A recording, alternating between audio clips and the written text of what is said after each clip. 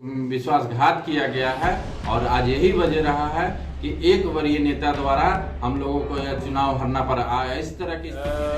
सारा षड्यंत्र रचकर और ये भारतीय जनता पार्टी के प्रत्याशी को हराया गया है और पार्टी को डैमेज। जो नेता हैं वो यही समझते हैं कि हम पार्टी से बढ़कर हैं, कि हम दरबार नहीं लगाते हैं, किसी के पास दरबार लगाने नहीं जाते हैं, तो आज उसका खमियाजा हमें भुगतना पड़ रहा है। समीक्षा के साथ हम लोग लिखित देने जा रहे हैं प्रदेश दिल्ली में जाकर और हम लोग इसकी सूचना देंगे। विधान परिषद चुनाव में भारतीय जनता पार्टी के प्रत्याशी धर्मेंद्र कुमार सिंह ने पार्टी के ही एक वरीय नेता पर नाम न लेते हुए बड़ा आरोप लगा दिया है।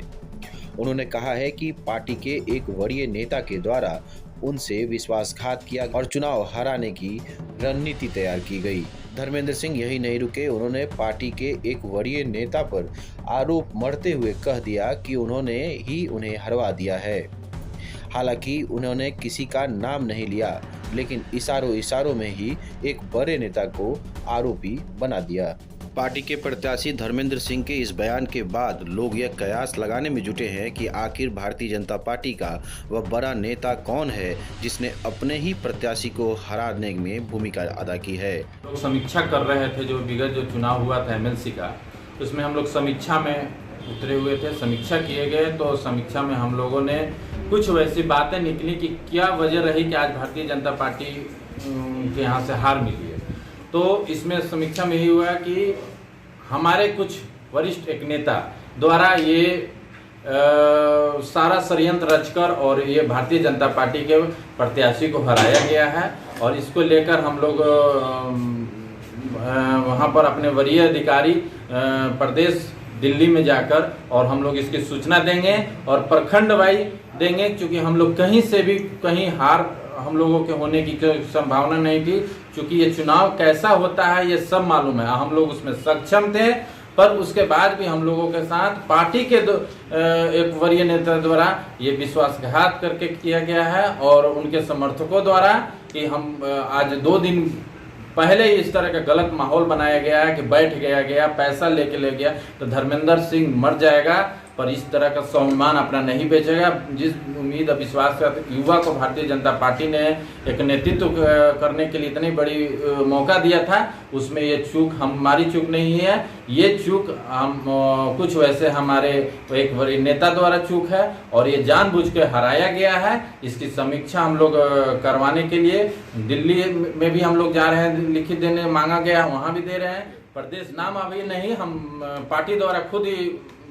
किया जाएगा और आप लोगों को जानकारी मिल जाएगा। अभी हम अपने इस पर हम कुछ टिप्पणी नहीं करना चाहेंगे। और राजद को इतना वोट आया और उससे बड़ी पार्टी राष्ट्रीय पार्टी है, जो कि यहाँ सरकार है, और वो क्षेत्रीय पार्टी होकर वोट ला रही है और राष्ट्रीय पार्टी होकर इतनी कम वोट 5% मात्र वोट आया है हमारे जनप्रतिनिधियों का। क्या हमारा 70% हमारे सारण जिला में एनडीए के समर्थक लोग हैं, 30% में अन्य पार्टियां हैं और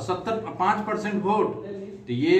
कहीं हमारे धोखा दिया गया है और ये बहुत ही हम लोग निंदनीय है। हम लोग इसकी सूचना